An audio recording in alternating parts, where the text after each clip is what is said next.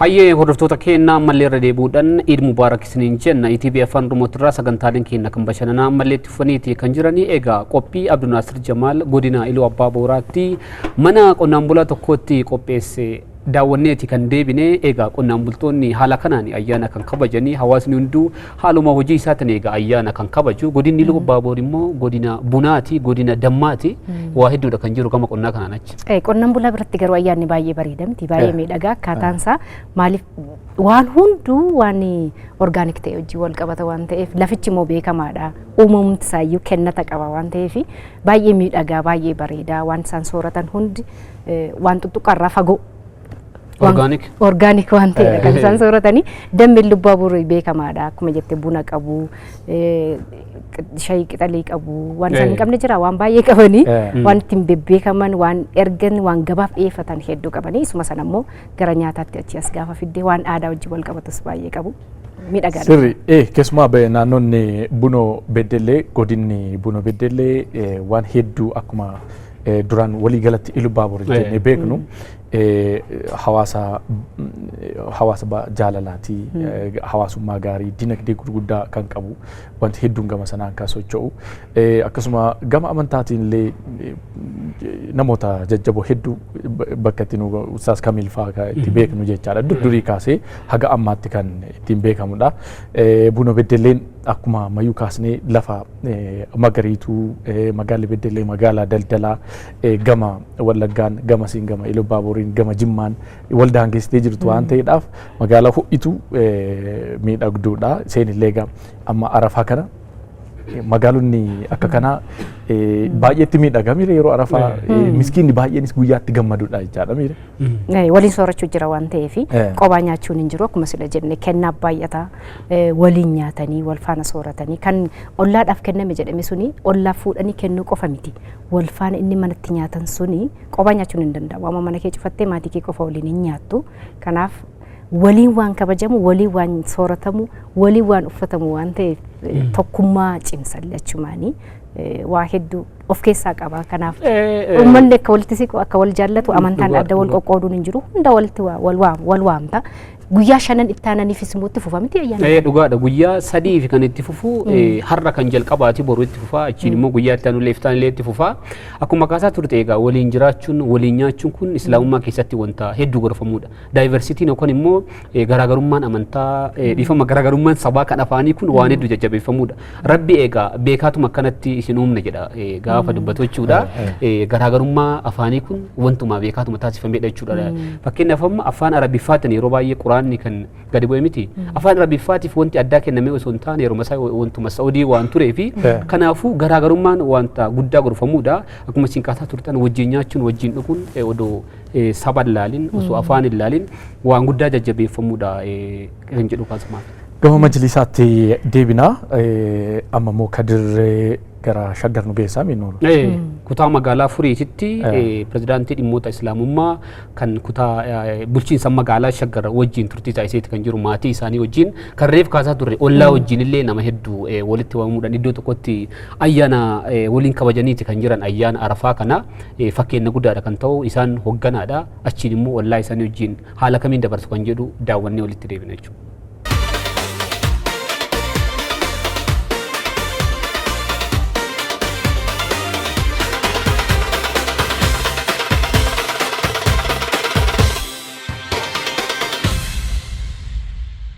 Ashama kam jirtu kabajamtoota daawwattoota keenya hordoftoota amantii islaamaa hundaan baga ayyaana Eid al-Adhaa yookaan Arafaa kan waggaa 1447ffaa akka lakkoofsa hijra bara kanaatiin isin gahee nu gahee jenna ayyaana bara kana sababeeffachuudhaan ammoo mana pirezidantii mana maree dhimmoota islaamummaa bulchiinsa magaalaa Shaggar Ustaaz Dr.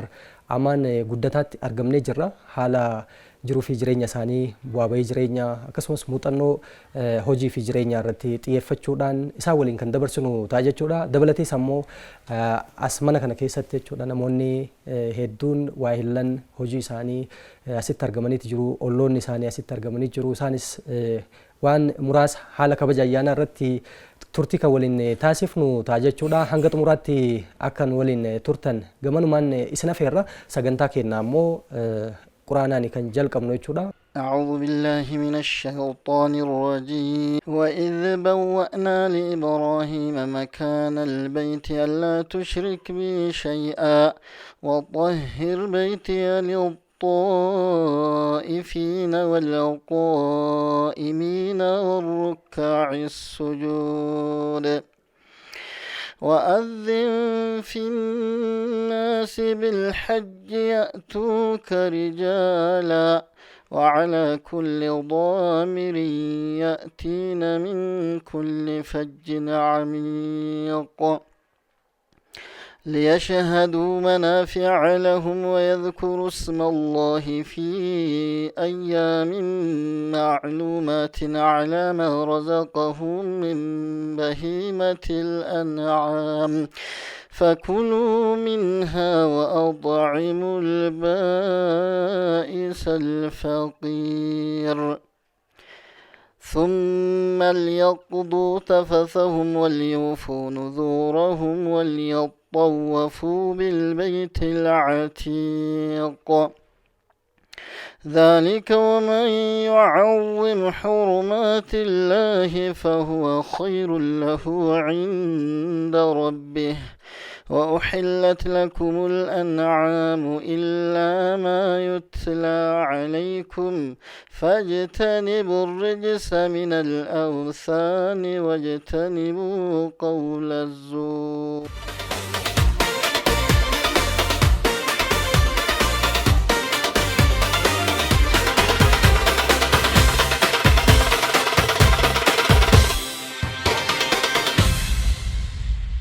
kabajamtoota daawwattoota keenyaa irra deebinee hordoftoota amantii islaamaa hundaan baga ayyaana iidaal adahaa yookaan arafaa barkanaatiin isin gahee nu gahee jennaa sagantaa keenya guyyaa irraa quraanaan eegalleetii jirra jechuudha. Egaa namoota hedduutu mana kana keessa jira.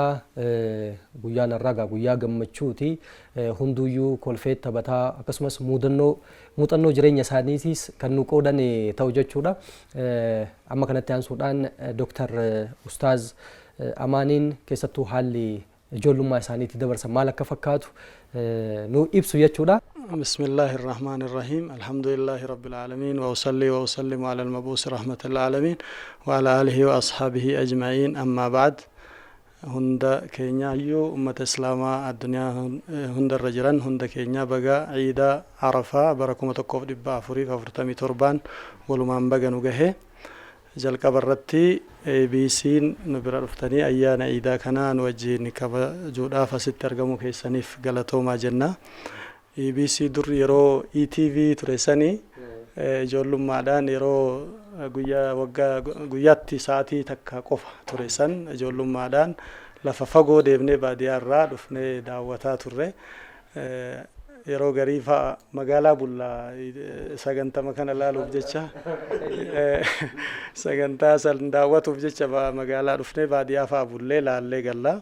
Yeroo san sa'a tokko qofa jechuudha. Amma immoo sa'a 24 sagantaa afaan Oromoo qabaachuun ummata islaamaatitti xiyyeeffannoo godhee akkanatti dhufee nu wajjin akkanatti iida ayyaanessuudhaaf dhufuuf baay'ee galatooma. Kanumaan cimaa itti fufaa jechuu barbaada. Gama biraattiin immoo inni kun iida gammachuu iida khayrii ummata islaamaa hundaafuu akka ta'u hawwii qaba. Waa'ee dhalootaa fi guddina kiyyaa irraa waan xiqqoo kaasee yoo dubbadhe ani godina Arsii Lixaa akka ammaatitti duraan godina Baaleetitti jedhama. Caafii godina Baaleetii fi Arsii Lixaatitti argama. Aanaa Dodolaa ganda Buuraa Callee jedhama yeroo san amma immoo Buuraa Addeellee jedhama. Achitti dhaladhee bara 1979 kas yeroo sanitti dhaladhee ijoollummaan ani akka ijoolleen kan naannoo keenya sanitti jabbilee faatiisanii mire horii tiisanii re'ee tiisanii anammoo kana hundayyuu hin goone yeroo sanitti ijoollummaan quraana qara'uu jalqabee ani xiqqee ta'eetuman quraana qara'uu jalqabe jechuudha. Abduu afaanuu addaan baafadhee haasa'uu jalqabin jechuudha. Maatiin keenya baay'ee an akka quraana qara'uuf abbaan keenya rabbi rahmat isaanii haa godhu amrii ta'anii baay'ee waan hawwii qabaniif akka an diinii baradhee bakka guddaa tokko gahu waan hawwaa turanii fi ijoollummaan waan tokkoyyuu waan biraan hojjetin akka quraana qara'u Imala tiksee kana jala miliqxan jechuudha. Rabbi jala dabarsee quraana turre caalaa na fudhate jechuudha. Egasii quraana qara'ee egasii akkuma quraana qara'een hadiisa qara'uudhaaf gara biraa gara naannoo Baalee Roobee Salqaa jedhamu naannoo garas ijoollummaan jechuudha deeme. Egasii achitti kitaaba gara garaa hadiisa halqaa ilmii buluuga riyaada tajriida tafsiira jedhamu kanneen kitaaba hadiisa halqaa ilmii qara'ee. Egasii achirraallee gara naannoo makeennaatti deebi'ee aalimni tokko naannoo Dodolaatti Shamaan Hajiloloo jedhamanii hagammallee hin jiranii. Rabbi umrii isaanii haa dheeressu achitti illee kitaaba qara'aa ture. Egasii ammoo gara tafsiira fa'aa qara'ee tajriida kanneen eega qara'ee kitaaba keessatti eega haga tokko jabaadhe. Egasii achi boodaan gara qawaa'ida lugaa arabii giraamara afaan arabii kana luga isaa kana sirritti addatti bakka addatti qara'amatu jira. Achi deemee naannoo godina Arsii keessa gara Sagureetitti achitti qara'aa ture. Egasii achi boodaanis gara Baaleetitti deebi'ee ammas qawaa'iduma lugaa arabii kana Haaji Muhammad Alii Akhiira Birahmat isaanii haa godhu isaan biratti qara'aa ture. Egasii achi boodaan egaa kitaaba hadiisa gara waggaa akkas 10 jala ka gahu eega qara'aa ture. Amma barumsa akaadaamiitiifis akkasuma barumsa madrasaa yeroo barachuu qaba jechuudha. Roobeetti galee barumsa akaadaamii fi barumsa akkasuma madrasaallee walumaan madda olaanaa mana barumsaa jedhamuu fi madrasaa salafiyyaa jedhamutti achi barataa ture. Waggaa tokko achitti baradhee egaa jedhee barumsa kutaa 4 seenee 5 taree yeroo san tarmi jira mitire tarmi san baradhee madrasaa ammoo kutaa 6 seenee waan hadiisa qara'aa tureef madrasaa kutaa 6 seenee sadarkaa tokkoffaadhaan fudhadhee. Egasii gara Shaashamannee dhufee Shaashamannee illee mana barumsaa arabii fi akaadaamii wal bira baratamutu jira. Salaam mana barumsa Salaam jedhama. Achitti gara waggaa 3 achitti baradhee egasii achi boodaan barumsa eegaa xumuree iskoolarshipii argadhee gara biyya Suudaan deemee akka lakkoofsa faranjiitti bara 2009 gara Suudaan deemee achitti barumsa seeraa afaan arabiitiin jechuudha baradhee waggaa 4 achitti baradhee eega ture. Egasii gara biyyaa deebi'ee biyyatti galee hojii garagaraa hojii NGO dhaabbata tola ooltummaa bakkaa jedhamu fa'aa keessa gara waggaa 4 hojjedhe. Egasii achi boodaan mana barumsaa garagaraa keessattis kolleejjii islaamaa garagaraa Imaam Shaafii kolleejjii Ansaar kolleejjii fa'aa keessattis barsiisaallee ture. Egasii achi boodaan dhaabbata qorannoo seenaa waa'ee seenaa kanatti baay'ee itti dhimmama waan ta'eef gara qorannoo seenaa dhaabbata Horn of Africa Historical Study Center ka jedhamu dhaabbata seenaa uummata Oromoo seenaa uummata Islaamaa kana bu'uursee hiriyootaa fi ulamaa'ota garagaraa wajjin egasii isa irrattis kitaabota garagaraa waan adda addaa booda kakaafnee kaallu ta'a. Keessattuu hojiiwwan sana hojii wal qabatee gara boodaallee itti deebina. Mee keessattuu guyyaan iidaa isiniif maali? Iida akkamitti dabarsitu? Guyyaan iidaa yeroo ijoollummaa irraa qabee yeroo akkaataa iidaa naannoo keenya keessatti godhamurraa yookaan inni naannoo keenyatti bifa addaatiin kabajamu yoo inni gahee jedhamee xiqqaa guddaa waan hundi kaayin socho'a gammachuun iidaa gammachuu addaati. Ammoo yeroo quraana qaraanu sani yeroo iidaa waan addaattu jira nu bira akka mudannootittis ka laallamu quraana yeroo qaraanu san inni yoo gahee ganda keenya hunda keessa deemnee nashiidaa jedhaa deemna. Nashiidaa adda addaa manzuumaa jedhaatiin waa'ee iidaa kana yoo san kamaayii kiinonni adda addaan jiru miti gammachuu kana akkasitti akka namni hundinuu iida ta'ullee beekuuf jecha deemnee ganda keessa zikrii adda addaa manzuumaa adda addaa jennaa waan yeroo san jennu keessaa ka hin daganne anafaatu jechiisa ka yoo san waan ta'e dura deemtanii anafaa jechiisa yoo san akkana faa jennaa. يا عيد عيد غاري عيد زين المختار أتي عيد الفطار ننهي وقاني ننهي وقاني يا عيد نون سلاما يا قمتشو إسلاما يونسي مافقر ماما بكا جرو مراني جدا akkasitti ganda keessa olii gadi maatiin jenna jechuudha ijoolleen hundi riitiimiin tun immoo yoo san jabduutu sagaleen ajaa'iba yoo san ajaa'iba amma xiqqoo sagaleen ka wajjin achi deemte malee yoo san ijoollee iidaa afutti baanee sagantaa iidaa afutti baanee akkasi jenna jechuudha bifa addaatiin ilaalamaa gammachuu uummata islaamaati hawaasni islaamaa yeroo sanitti iida waggaa keessa yeroo lama iida Arafaatii fi iida Fixrii keessatti gammachuu addaatiin waan qabu walitti baasee inumaayyuu raabbaa fa'a jedhanii yookaan guyyaa iidaa ollaan marti walitti dhufee waan qabu walitti fidee mana nama guddaa naannoo san keessaa mana maatii san keessa jira namni guddaan hin jira miti mana hangafne mana sanitti wal gahanii achi waliin nyaatanii waliin taphatanii gammadanii hawaasummaa guyyaa iidaallee namni hundinuu ganama subii bahee bakka iidaa dhaqee salaatee egasii booda gara iidaa gara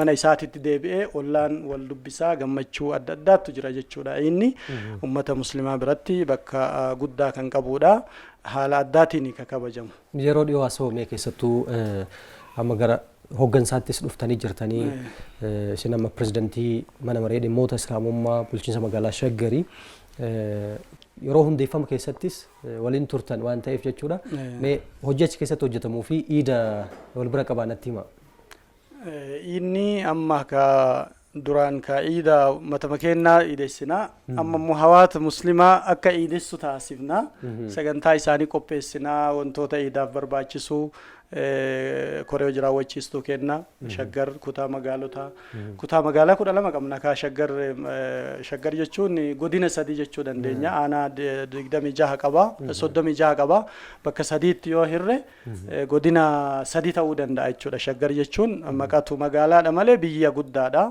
kanaafuu kutaa magaalaa 12 kanarrattu inni haala gaariidhaan akka adeemsifamu karaa nagahaatiin hubannaan gaariin ummata islaamaatii ergaan gaariin akka dabru inni har'aaka guyyaa bareeda guyyaa gaariidha naannoo furii kanatti deemne ummanni naannoo kana akka istaadiyoomitti aane naannoon inni naannoo kana iida addaati iida guddaadha lafa bal'aati keessattuu amma koriidariin lafa bareechisee waan karaan bareedee jiruuf haala gaariidhaan inni adeemsifamaa jira haala nama gammachiisuun naannoo kanatti inni kan adeemsifamaa jiru guyyaan har'aa guyyaa iida guyyaa gammachuu guddaadha maashaallah itti deebinaa keessattuu haala iida itti kabajamaa jiru wajjin wal qabatee jechuudha mee keessattuu gara seenaa keessanittis hin deebiseet isin amma barsiisaa amantiiti darbees immoo gaggeessaadha hawaasa muslimaa dura teessanii gambirootiin immoo barreessaadhas jechuun ni danda'ama jechuudha kitaabilee hedduu amma fuuldura kiyyatti argu kanneen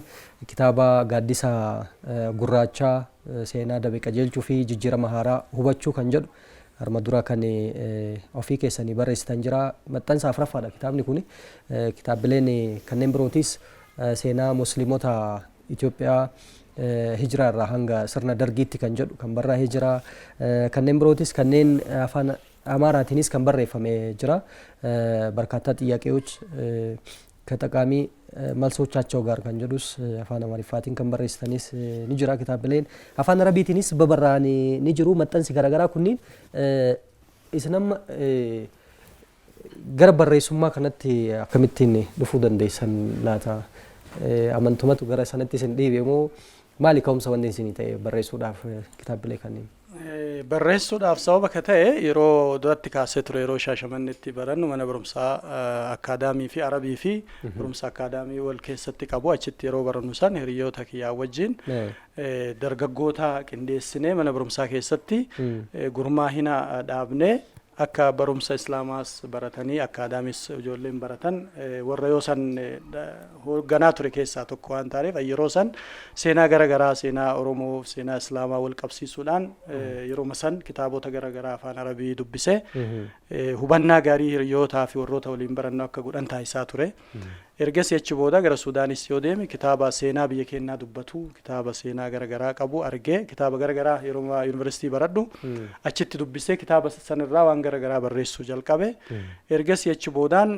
yaanni gara kitaaba barreessuutitti yaanni garaagaraa namoonni garaagaraa seenaan kun seenaa baay'ee barbaachisaadha hubannoo gaarii namaa kenna yaada jedhus namni baay'een naa kaasaa ture yeroo san feesbuukii irratti peejii kiyyaa irratti maxxansaa haala saniin booda lamu gara kitaaba barreessuu jalqabe achumarraa seenaa musliimoota Itoophiyaa ka jedhu kana jalqabaa isa barreesse kitaabni kun seenaa musliimootaas qabaa seenaa Oromootis qabaa qabsaa'ota Oromoo warroota akka Jaarraa Abbaa Gadaa Jeneraal Waaqoo namoota garaagaraa seenaa gahee amantii fi sabummaa keessatti illee qaban kana wal qindeessee haala gaariidhaan akka namni hubatu gariin seenaa tokko keessa cinaa tokko kaasee cinaa tokko dhiisaa hin jiraa miti wantoonni akkasii sun sirraahuu qaba. Amantii Islaamaa keessatti wal fakkeessuu barbaachisa waan ta'eef kanaafuu jaanib cinaa lachuuyyuu beekamuu qaba hubatamuu qaba yaada jedhuun warroota akkasiisan seenaa qabee cunqursaa adda addaatti uummata Oromoo irras ture amantii Islaamaa irratti ture kana beekee dhalli dhufu irraa baratuu qaba yaada jedhuun haala saniin kitaaba sana achuma barreessee seenaa musliimotaa ka jedhu isa jalqabaasan ergasii achi boodaan gara biyyaatitti galee asumatti maxxansee eegasii ammoo waa'ee seenaa kana baay'eetti dhimmama. Gruppii garaagaraallee baasee hayyoonni garaagaraa beektonni ulamaan gurguddaan kan of keessaa qabu taariikhuun alhaqiiqa jedhu gruppii kana banee gruppii kana irratti hubannaa gaarii akka seenaa dhugaa seenaa dabe qajeelchuu irratti akka namni hubannaa gaarii argatu taasifamaa ture. Ergasii ammoo yaadni kun ol guddatee gara dhaabbata qorannoo seenaa wirtuu qorannoo seenaa gaafa Afrikaa jedhu Horn of Africa Historical Study Center ka jedhu dhaabbata kana hiriyootaa fi ulamaatu garagaraa waliin hundeessine. Eegasii ammoo kitaaba gaaddisa gurraacha ka jedhu kana seenaa Liji Iyyaasuu akkamitti akka inni walqixxummaa hawaasa uummata amantii ilaalcha inni qabu. Yeroon sun yeroo jijjiiramaa san illee ka haala yeroo san Dr. Abiyyi jijjiiramaa dhufe san wajjin wal qabatu waan ta'eef wal qabsiise seenaa kana gaaddisa gurraacha ka jedhu asoosama afaan arabiitiin barraa'e san hiike seenaa wal qabsiise haala saniin dhiheesse jechuudha yeroo san. Eegasii achi boodaan dhaabbanni qorannoo seenaa kun kitaabota garaagaraa maqaa dhaabbataatiinis maxxansuu jalqabne. Kanaaf seenaa barreessuun duruma ijoollummaa kiyyarra yeroo barumsaa akaadaamii baradhu sanis seenaa baay'ee jaaladha. Sadarkaa tokkoof lama anaaf hiriyyaa kiyya tokko baha ani seenaa kana waan jaaladhuuf qabxii dhibbaa ol fa'aa argadha boonasii wajjin yeroo san irraa barumsa seenaa tun tama turte jechuudha. Durumarraa sababa saniif seenatti dhimmamuu jalqabee kitaaba garaagaraa barreessuu ka jalqabee achumarraa jechuudha. Sirritti hubannaa gaarii keessattuu dargaggoonni barattoonni yuunivarsiitii kitaaba kana amma yoo halkan faanaa bilbila namni Harargee fa'arraa kitaaba kan keessan dubbisne jedhan baay'ee tokko seenaa kana hubannaa gaarii bifa gaariidhaan bifa walqixxummaa hawaasummaa bifa walqixxummaa amantiitiin waan ibsuufi seenaa kana baay'ee namni dargaggoonni baay'een jijjiirama baay'ee gara waggaa 10 gahee jira kitaabni maxxanfame. Kitaaba hedduu barreessitanii barreeffama kitaabaa kana ammallee itti fufuu barbaaddu barreessaa kitaabaa jedhamu barbaaddu akkamiidha wanti kun akkam dur irraa jalqabde dubbiin tun. Kitaaba barreessuu ka achi booda sin dhiifne kaan kitaaba garaagaraa riisarchii yuunivarsiitiidhaafis godhaa ture. Amma yeroo gabaabaa dura waggaa tokko dura riisarchii qorannoo waa'ee baankii Islaamaa irratti doktoreetii kiyyaa kan barreesse. Seenaa dabree wal qabsiisee jijjiirama amma dhufe kanaan duraan uummata Islaamaatii baankiin Islaamaa kan heeyyamamne amma kan heeyyamame yeroo jijjiirama kanaa ka jedhu wal qabsiisee seenaa tareen waa'ee faayinaansii Islaamaa irratti barreessaa ture. Sababa barnoota irratti xiyyeeffadhee gara barumsaatitti yeroo ammaa fa'aa keessattuu barumsa yuunivarsiitii Islaamaa Minisoota Damee Itoophiyaa ka jedhu isa kana fa'aa warra bu'uursi keessaa tokko waan ta'eef barnoota irratti amma namoonni baay'een irraa barataa jiranii. Gara barumsaatitti waan deebi'eef ammas hojii mana marii dhimmoota Islaamummaa kanaaf irraa yeroo baay'een irraa fudhata malee waa barreessuu irratti fedha guddaa qaba ammas inshaallah itti fufaa yoo rabbi fedhe. Ayyee mee keessattuu gara jireenya keessanitti isin deebisuuti hojii fi jireenyis gaa wal qabateeti deema isin amma nama uummata dura jiru riiformii keessattuu hooggansa majlisaa irratti gaggeeffameen gara isinis magaalaa Shaggar dhuftanii hooggansaan jechuudha. Mee yeroo sagaleedhaan kan dhuftan filatamtanii waan ta'eef jechuudha. Sagalee yeroo argattanii maaltu isinitti dhagahame mee mudannoo tariiti guyyaa san ni filama jettanii yaaddanii turtanii sagantaa sana? Ani ni filamaa dhiisii filamuu iyyuu fedhan qabu ture.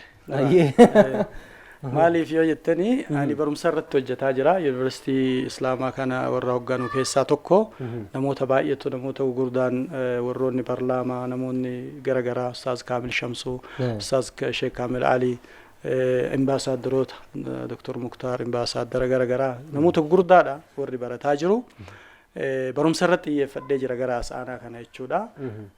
Sababa kanaaf jecha ani majlisa badhima taa'ee yeroo rakkoon adda addaa majlisa keessa ture san gruppii irratti rakkoo uummata Islaamaa waa baay'ee kaasne marii adda addaa diskasii godhaa turre akkamitti furmaata argata rakkoon uummata Islaamaa gara majlisaatiin akkamitti dhaabbanni kun kaayoo isaa dura bu'uurfame waggaa 50 dura ka bu'uurfame waan ta'eef dhaabbanni kun keenya jennee uummanni islaamaa keessattuu warri barate deeggaraa dhaabbanni kun kaayoo isaatti akka deebi'u wareegamni guddaan kafalamaa ture sababa saniif jecha anis dhaabbata kana badhee dhaabadhee yaadaa waan adda addaatiin deeggaraadha kaayyoon kiyya gaaf kaan ammoo filannoon hin dhufee filannoo kanas akkaataa filannoo irratti haala gaariin akka deemsifamu marii godhaa turre malee ani filannoo keessa seenaa yaadan qabu ture garuu gaafsan nuti ka barattoota kunoo yuunivarsiitii irraa yeroo eebbifamu barattoota eebbisuu fi keessummaa garaagaraa alarraa dhufan fa'aa geeggeessuu ture ani bakka filannoo iyyuu hin jiru garuu hawaasni naannoo an jiru masjida kiyyaa namni kun nu fayyadaa mana marii keessa yoo seene ummata islaamaa tajaajila jechuudhaan bakka ani hin jirretti na dabarsan ummanni fedhima isaanii sagalee naa kennanii dabarsanii amma akkam godha jedhee garuu ka amaanaadha egaa ummanni narraa amaana irra kaatee natti abdatee jedhan dhiisu jedhee dhufee amma itti gaafatamummaan yoo achi gahu natti dhagahamtee ummanni islaamaa abdiin irra kaatee egaa itti gaafatamummaa kana fudhadhe waan danda'ee hojjechuu qabaa yaada jedhuun eegasii booda akkuma gara filannoo dhufne nama dubbiin akka durii miti jajjabduu dubbiin cimaadha kanaaf mudhii hidhachuu barbaachisaa sirritti maashaallah tole kabajamtoota daawwattoota keenyaa kan kabajaatee jirru ayyaana Iidal Adahaa yookaan Arafaa kan waggaa 1447ffaa kan lakkoofsa hijiraa bara kanaati jechuudha kan waliin kabajaa jirru ammoo mana ustaaz Dr. Amaan Guddataati isaanii fi waahillan isaanii wajjin ayyaana kana dabarsaa kan jirru jechuudha saahiboonni isaaniitis hedduun asitti argamanii jiru isin hundi keessanuyyuu gara boodar muuxannoo bu'aa bahii jireenya waan isin mudatte gaggabaabsitanii hin kaastu jedhee yaada isinitti deebinaa Dr.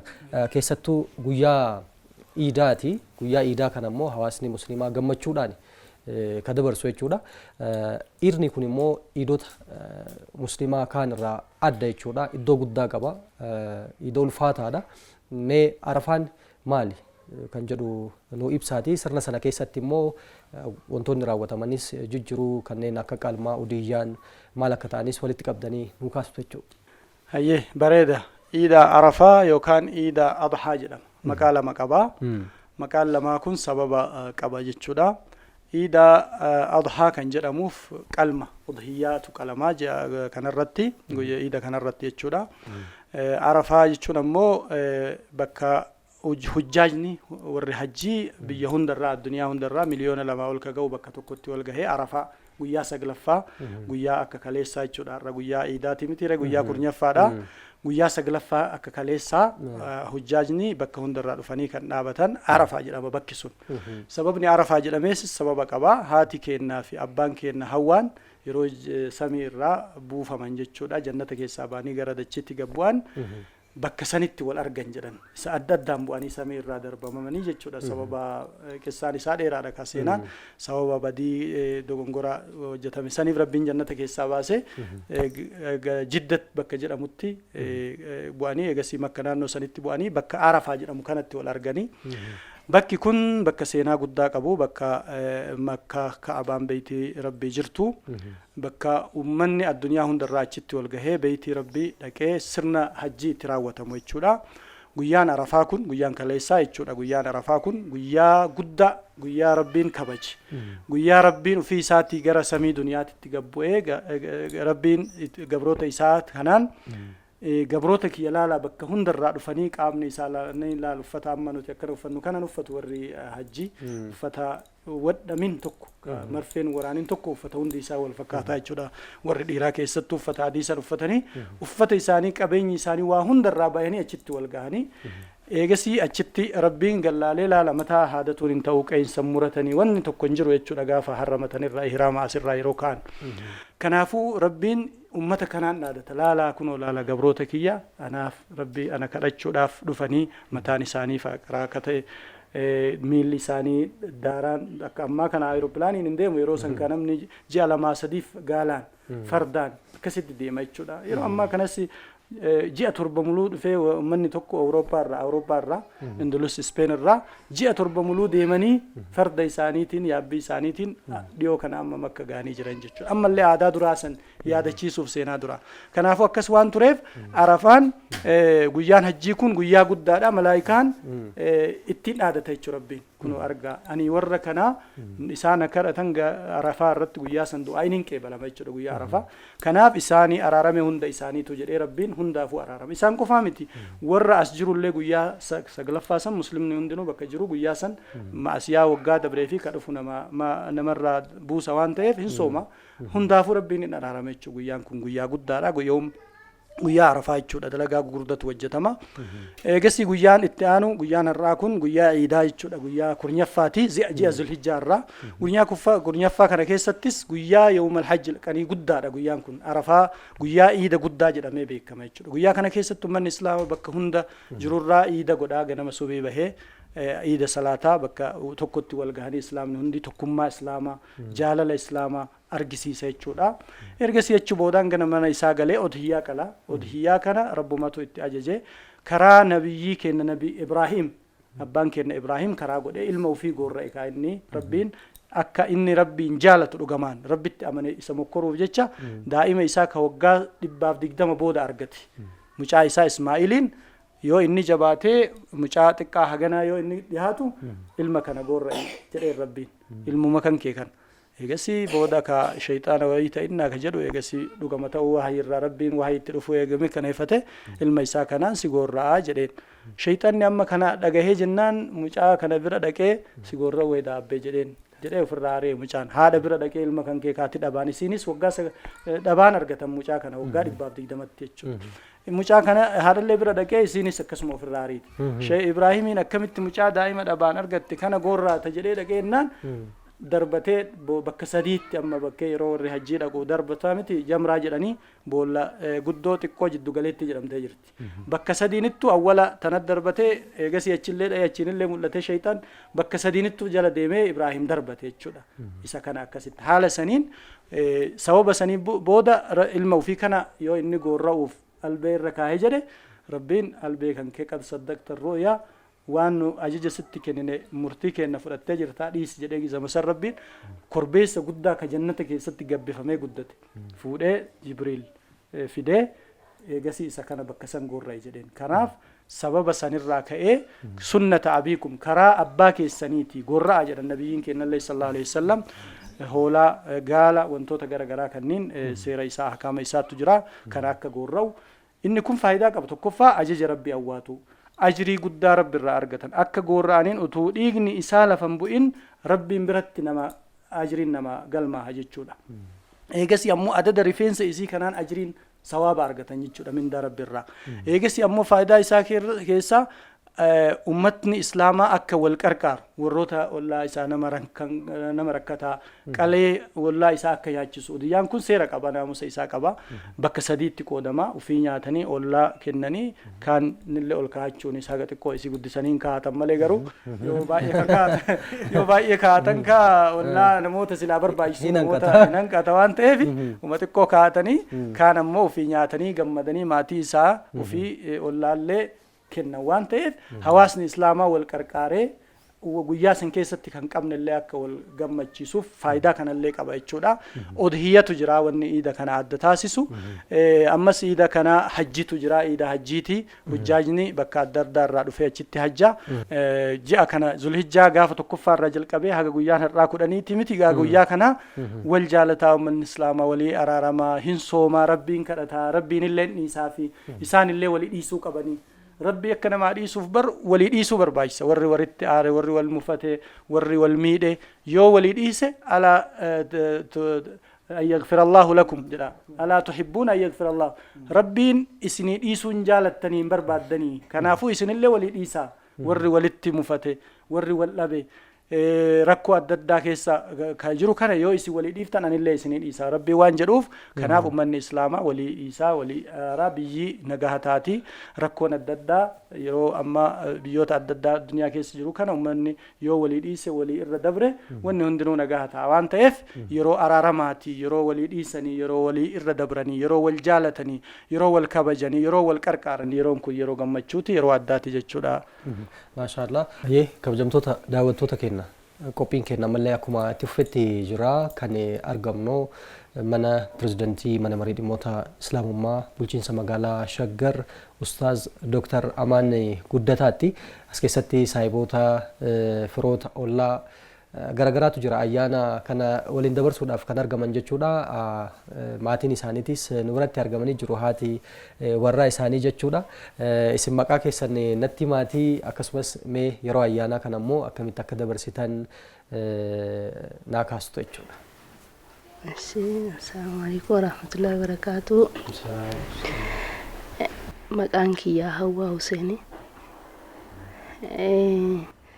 Haalli ayyaana bagattiin siin ga'e ummanni islaamaa Eid Mubaarak taqabbalallahu minna wa minkum saalihal a'maal haalli iidaa jechuudha inni arafaa haaluma beekamuun haaluma ummanni islaamaa addunyaarra jiruun ollaan firrii waliin ta'ee wal gaafachuun waliin iida salaatuun bakka tokkotti haala bareedaan iida dabarsaa jirra alhamdulillah kunillee haala bareeda jechuudha akka amma yeroo duraan yeroo xixiqqootii fi yeroo amma nu keessa jirrutti amma yeroo ifaa yeroo alhamdulillah diiniin kennaa haala gaarii keessatti namni afaan ofiitiin dubbatee afaan ofiitiin baratee afaan ofiitiin onnoo jedhu keessatti alhamdulillah haala gaariin iida kenna ollaa waliin fira waliin dabarfataa jirra. Maashaallah keessattuu yeroo baay'ee jechama jedhamutu jira dhiirota jajjaboo duuba dubartoota jajjabootu jira kan jedhamu jira amma isaan abbaan manaa keessan nama ummata dura taa'anii pirezidantii mana marii dhimmoota islaamummaa magaalaa Shaggarii mee isin maaltu isinitti dhaga'amaa akkasumas immoo akkamitti jajjabeessitu hojii isaan hojjetan kana isin? Jechuun akkuma amma isaan jedhanii turan kana gaafa filannoo san hin jiran akkuma amma isaan jedhanii isaan sagalee kennitanii fi laata isin? Sagalee nama sagalee maal sagaleen manumarraa jalqabdee waan taate sagaleen kenninaan sagaleen kennine maaliif hojiin dura isaan itti jiranu ulfaata waan ta'eef manatti galuu kana caalaa sitti ulfaatuu danda'a. Itti ulfaate kaama ulfaateera sirriitti ulfaateera maal sa'a jaajaa walakkaa halkan turantu jira kanaaf jecha hin feene akkuma isaanii hin ta'u jedheenii ture jennaan bakka maal goonaree amaanaa eegummunni nu kennee akkamaa goonuu jedhanii jennaan eega jettanii malee wallahi maaliif itti ulfaata waan hojii isaan irra jiran waan beekuuf sa'aatiin qabanii yeroon qabanii bakka yeroo muraasa ijoollee waliin onnoo jedhanii amma ka haga isaanii bakka amaanaan itti kennamee eegummanni nak kenne jedhanii isaan fuudhanii ane ga'ee kiyyaan ijoollee irraa dhoorgee mana barumsaa geessuu mana barumsaatii fiduu beesiraa hojii manaa hojjechiisuu ijoollee fidee deddeebisuu irratti cinaa tokkoon irraa gargaara. Kanaafuu waan hin oolle walumaan baachuu qabna ergas booda amantanii akkasuma fudhattanii jajjabeessaa jirtu jechuudha. Akkasuma jiru. Maashaallah ta'ullee ka qabu akkasii. Isaan dhugaa dubbachuu fi nama gaarii. Nama jechuun nama umrii isaaniitii fi haalli hojii isaanii waliin gitu jechuu danda'an. Haga argeetti amma waggaa 9 walitti dabalamne alhamdulillah. Akkanatti isaanitti illee nimuu ilaalaan arga waan ta'eef uumaan rabbiin namaa kenne alhamdulillah nama gaarii nama rabbiin waa mara badhaasee jedhan. Maashaallah kabajamtoota daawwattoota keenyaa osoo jennu guyyaan guyyaa ayyaanaati ayyaana kanaaf waan ta'u mana kana keessatti waan mul'ataa jiru kana waa hedduutu jira ijirri namaraa jirti waan hedduu isaa obseetuma ta'aa jira waan ta'eef jechuudha kanaaf fuuluma takkatti bahuu jedheeti hedduu isaanii kan nuuf qopheessan isaanii maatii Ustaaz Dr. Amaan fa'aa jechuudha. Kana duubas Dr. Amaanis biraan dhabaman jedheeti yaada hojiin kan waliiniiti waliin hojjetaa turrees ollaanis jiru warri ollaatis akka kanaan jirra ayyaana milkii isiniif haa ta'u jennaa ulfaadhaa ergaa bagattiin isin ga'ee wani dabarfattan yoo jiraate asumaan carraa isinii kenna. Angara kiyyaan ka jechuu barbaadu ummata islaamaa hundaani baga iida arafaa bara 1447 walumaan nuun ga'ee iida gaarii ka milkii ka jaalalaa ka gammachuu isiniif haa ta'u nuuf haa ta'u jechuu barbaada. Maashaallah ulfaadhaa Eid Mubaarak. Jechi ati jette kuni afaan arabii keessatti waraa'a kulli rajulin aziim imra'atun aziimaa jedhan afaan arabaa keessatti. Makmaashni kun afaan arabaa irraa ka'umsiisa eegasiin hiikame malee. Nama cimaa nama guddaa booda dubartii guddoo dubartii cimtutu jira ka jedhamu kun dubbii isa dhugaadha. Haati manaa takka yoo cimtuu taate yoo ta abbaa manaa jabeessitu rakkoo adda addaatu jira ka jireenya kana keessa bu'aa bahii jira. Yoo rakkoo kana isiin abbaa manaa wajjin dhaabattee abshir akkuma rasuulli keenya alayhi salaatu wassalaam gaafa awwala wahyiin isaanitti godhamu san haati manaa isaanii Khadiijaan haadha qabeenyaati nama guddaadha. Yeroo isaan nabiyyii ta'anii san ummanni isaanii didee ofirraa rakkise san isitu afoo dhaabate abshir jedheen jabaadhu jedheen. Kanaafuu rasuulli keenya alayhi salaatu haala manaa isaanii kana kabajaa guddaa qabanii jechuu Khadiija. Inumaayyuu eegessiin duniyaa irraa deemtillee yaadannoo isii yeroo hunda dubbatanii ollaa hiriyoota isiitii jaalallee isiitii jedhanii qalanii qoodanii ergan dubartoota hiriyoota isiitiif jecha. Kanaaf baay'ee jaalatan. Kanaaf dubartiin cimtuun nama cimaa ka godhu dhiirti cimaa ta'u yoo dubartiin manaa cimtuu taate yoo isiin manatti abbaa manaa isii kana jabeessitee duuba dhaabatte waan ta'eef anis akkasuma haati manaa koo amala gaarii qabdi obsa gaarii qabdi rakkoo fedhe keessattuu waan isiin sababa rakkoo adda addaatiif na rakkistu amma fakkeenyaaf dubartii yoo jireenyuma kenna qofaati ka ummataati deemtaa yoo ka jettu taate namni gabbahee waa hojjetee ummata tajaajiluu hin danda'u.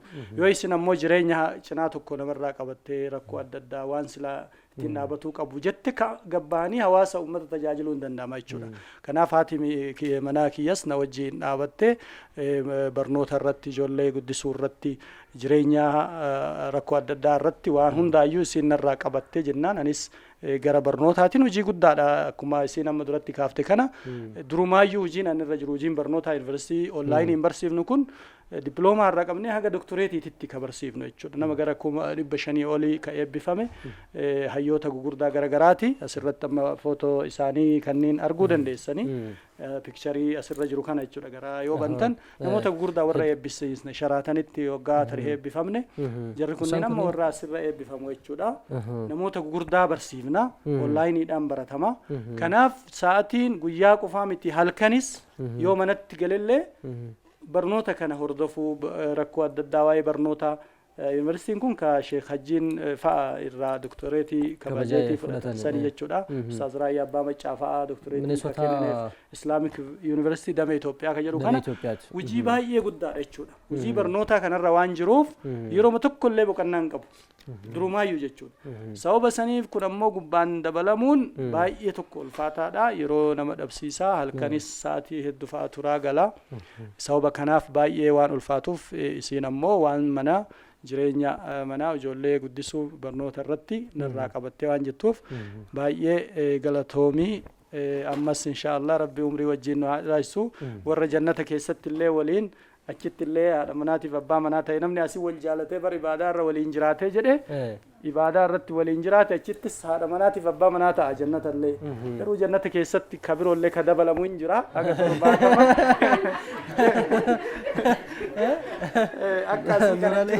akkasii kanaana malee jechuun hin jiru namni martinuu achi wal jaalata kanaafuu achitti illee akka walumaan ollaa keenna wajjin ollaan keennas baay'ee warra nu jaalatu wal jaalannaa baay'een wajjin dhaabatanii rakkoo waan barbaanne hundatti dubartoonni ollaa kennaa jiran kunis baay'ee cimoodha baay'ee wal jaalatanii hundi isaanii akka maatii tokkooti jiraatanii akkasuma warri dhiiraallee kanaaf haala gaariidhaan bifa gaariidhaan jiraanna jechuu barbaadeeti jazaakumullahu khairan. Maashaallah ulfaadha kabajamtoota daawwattoota kennaa irra deebinee hordoftoota amantii islaamaa hundaan baga ayyaana iidal adahaa yookaan arafaa bara kanaatiin isin gahe nu gahe jennaa.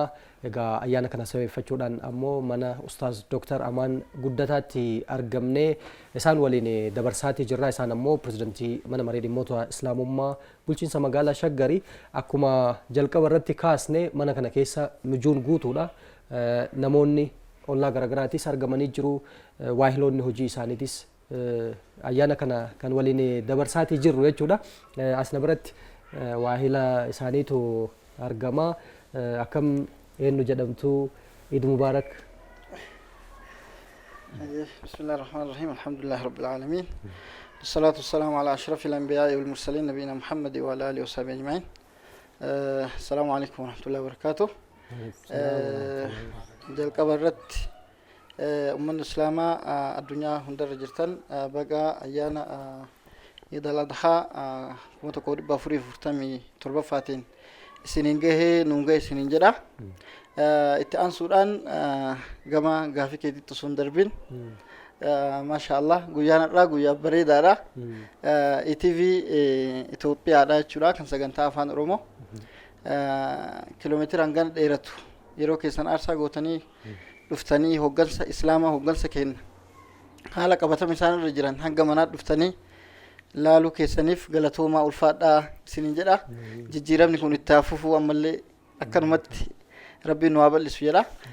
Kanatti aansuudhaan gama gaafii keetitti yoo kan deebi'u taate Dr. Amaan nama ibsuuf jechi nama xiqqaatuudha yoo jedhe isaan wannu jechuun ta'u akkuma gaafa wal barreetti ilaadhaatti argu jira namni adeemsi jiru jireenyaa keessatti gaafa pozishinii aangoo dhufuu nama jijjiiramu jira wantoota garaagaraa jira isaan akkuma gaafa jalqaba rabbi wal nu barsiisetti argu jira isaan fakkeenya kenna fakkeenya jiruu kennaati nulleen ammoo barataa taanee nama isaanitti hidhataa jiru irraayi nu gorsuu baay'ee nasihaa nu godhuu nu jajjabeessu barnoota irratti akkaataa itti hojiirra nu jajjabeessu hojiirra wal barree barnoota isaan bira barataa turre ni eebbifamnee ammas barachuutti jirra.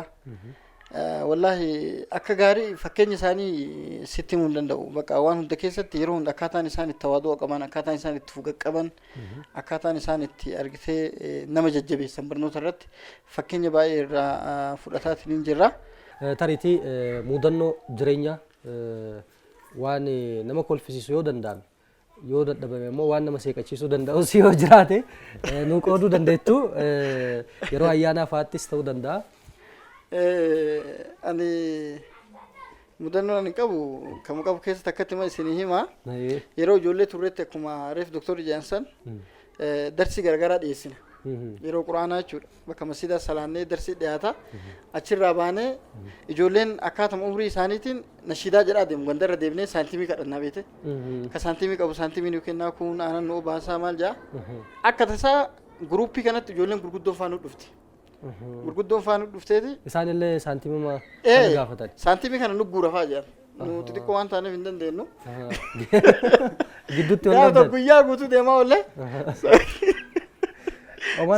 saantimii harkaa fudhatanii waan xiqqishu wayii wayisa shilingeessuma jira nurra kaanii deemanii beeyte dhiibbaan kun yeroo baay'ee yoo umrii keetiin illee namni waan sasirraa faccisuus yoo hin jiraatin ni miidhamta.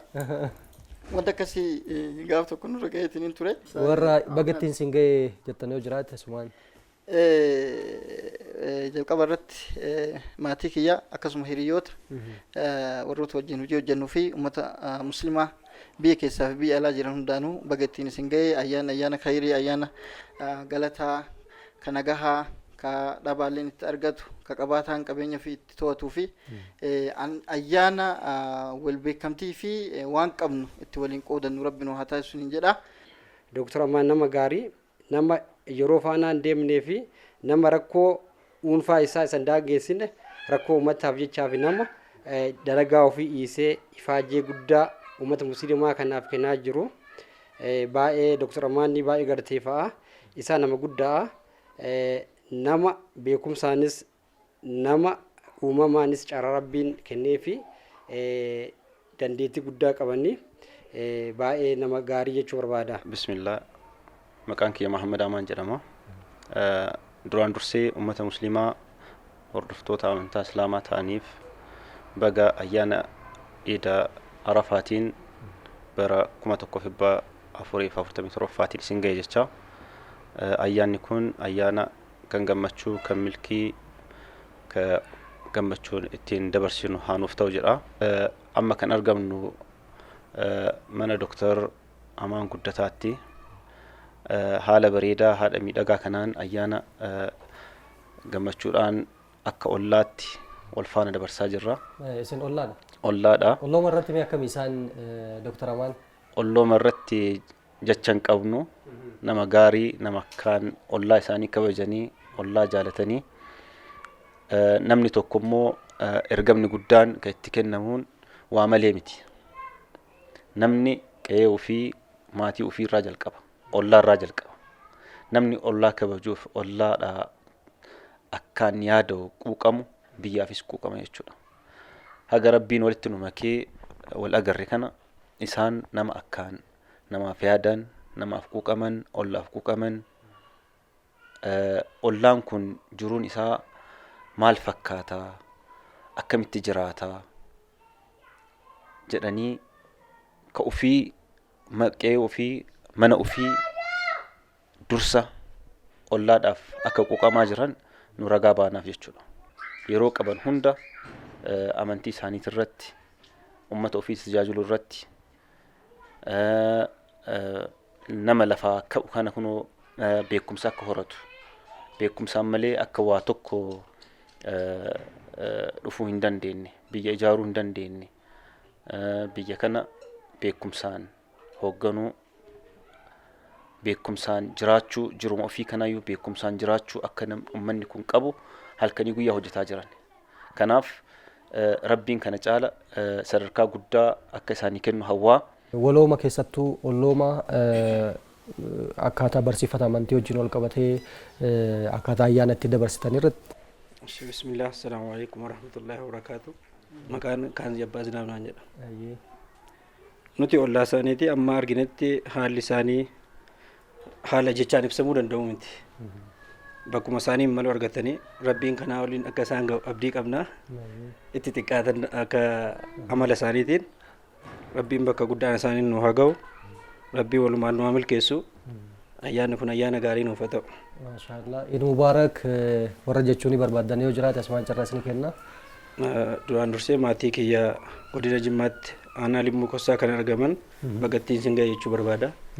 Itti aansee hiriyoota kiyya magaalaa Akkoo kan argaman bagattiin isin ga'e jechuu barbaada. Ayyee ulfaadhaa maqaa keessanii fi akkasumas ayyaana iidaa kana oloomaan akkamitti dabarsituu kan jedhu tifuu dandeessu. Assalamu alaikum warahmatullahi wabarakatuh. Wa alaikum salaam warahmatullahi. Maqaan koo Zuleekaa jedhama. Wallaadhuma ustaazaati. Ummata islaamaa hundumaa baga iidii geessanii Eid Mubaarak jedha. Baga ayyaana Eid al-Arafaatiin baga 1447ffaan isiniin ga'e ummata musliimaa hundaan ayyaanni ayyaana gaarii ayyaana milkii ayyaana jaalalaa isiniif haa ta'u ummata musliimaa hundaan. Ani isa doktaraaf ollaadha. Ollummaan keenya ollummaa baay'ee walitti dhiyaannaa nama baay'ee gaariidha. Doktara baay'ee kabajnu baay'ee jaalannu baay'ee nama gaariidha. Hedduu jaalannaanii hedduu kabajna.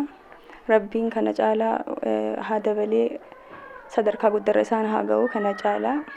Mayyee Eid Mubaarak namoota jechuun barbaaddu jiraate.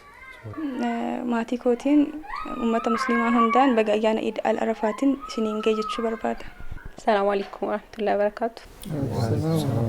Baga ayyaana Eidii Eid al-Adhaa baga geessanii baga wajjin geenya.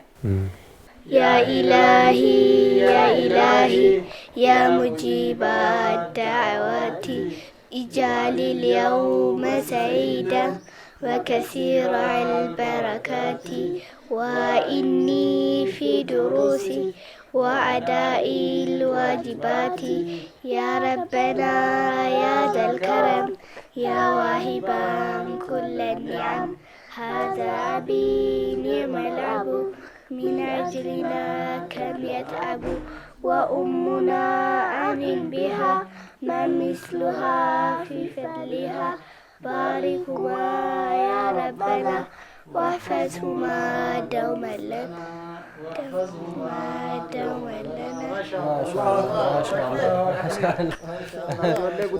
Ulfaadhaa guddaa galatoomaa.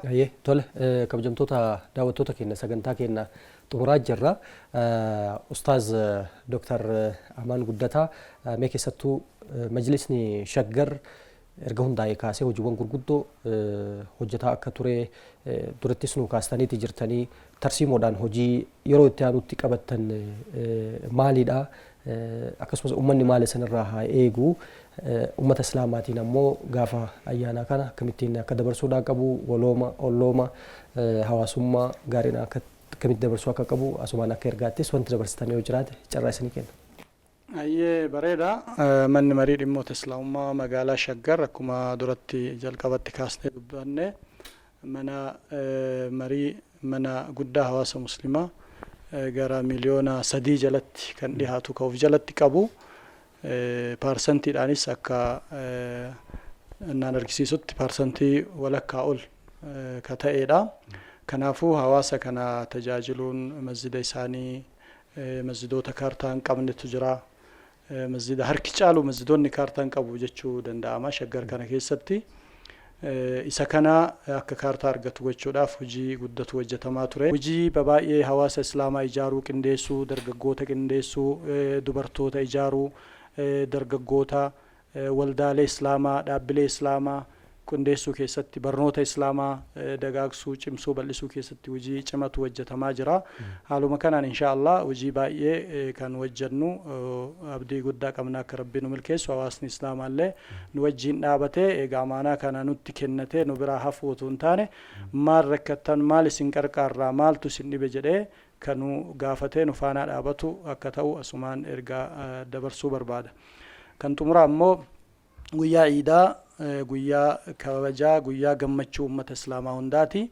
Hawaasni Islaamaa ummata Islaamaa qofa utuu hin taane ummata amantii biraallee ofitti qabatee ollaa akkuma baratame jechuudha biyya keenya keessatti ummanni Islaamaa yeroo ayyaana Iidaa godhatu warri amantii biraallee ollaan walitti bahee waliin ta'ee waliin nyaatee waliin kabaja.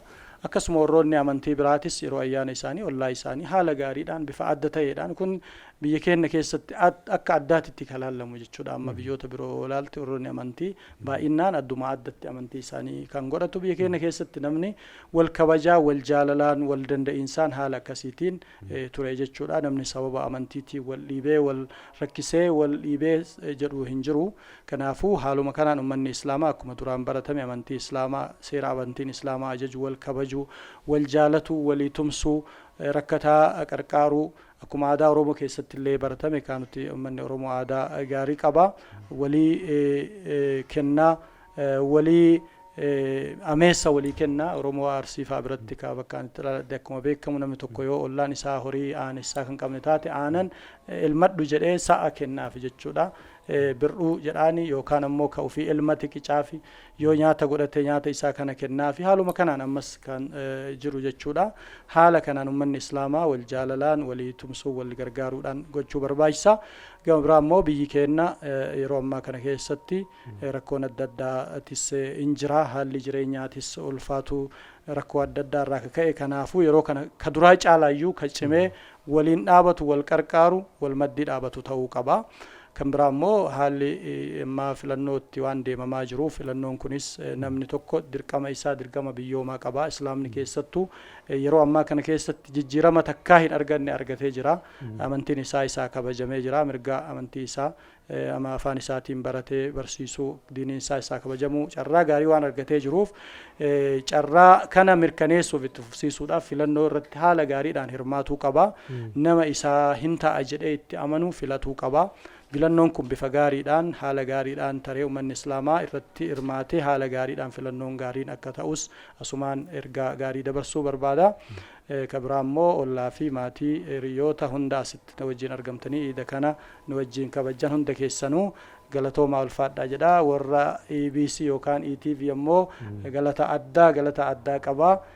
Televizyiiniin as dura fagootti ilaalaa turre yeroo ijoollummaa sababa isaatiif jecha hirriba fa'aa dhabnee magaala bakka biraa bullee ilaallu har'a ammoo dhufee mana keenyatti wajjin iida keenya ayyaana gochuun galata addaati jijjiirama guddaadha waan yeroo ammaa kana keessatti arganne keessa waan maa bini'amati rabbika fahaddis rabbiin jedha ni'imaa rabbii kan keetii dubbadhu jedha kanaaf ni'imaa guddaa keessa jirra waan ta'eef kanaaf TV dha gaazexeessitoota isaanii obbo Kadir Ibrahim hiriyoota isaanii hunda isaaniitu kaameraa akkasuma obboleettii teennaa duubasitti mul'attu lalisee leensaa hundi keessanuu galatooma ulfaadha haaluma kanaan cimaatti fufaa wassalaamu alaikum warahmatullahi wabarakatuh. Waalaikum salaam warahmatullahi wabarakatuh. Iid mubaarak jennee jirraa ulfaadha guddaa isin galateeffanna. Kabajamtoota daawwattoota keenyaa irra deebuudhaan hordoftoota amantii islaamaa hundaan baga ayyaana iidal adahaa yookaan arafaa akka lakkoofsa hijiraa waggaa 1447ffaa bara kanaatiin isin gahee jennaa ayyaana iidal adahaa arafaa bara kanaa sababeeffachuudhaan mana pirezidantii mana maree dhimmoota islaamummaa bulchiinsa magaalaa Shaggar Dr. Ustaaz Amaan Guddataatti argamnee waahiloota isaanii ollaa isaanii waliin ayyaana bifa miidhagaa ta'een kabajaa turreeti jirra jechuudha. Isinis muuxannoo bu'aa bahii jireenyaa hojii isaaniirraa waa hedduu akka qoodattan abdii qabna. Egaa hojii kana keessatti namoonni hedduun waahiloonni hojii kennaa ogeessi kaameraa Siyyuun Birhaanee akkasumas gaazexeessituu Leensaa Fufaa ogummaadhaan nutumsaati turanii jiru. Sagantaa kana asitti waraabbii gaggeessuudhaan ammoo ani Kadir Ibrahim si waliin tureeti jira. Warroota mana kana keessatti argamtan dhiironni dubartoonni ollaan baatanii ayyaana kana ayyaana fakkeessitan mana Ustaaz Dr. Amaan Guddataatti argamtan jechuudha. Baay'ee isin galateeffannaa. Iddoo jirtanitti hundi keessanuyyuu ayyaanni ayyaana gaarii ayyaana milkii isinii haa ta'u. Iid mubaarak ayyaana gaarii.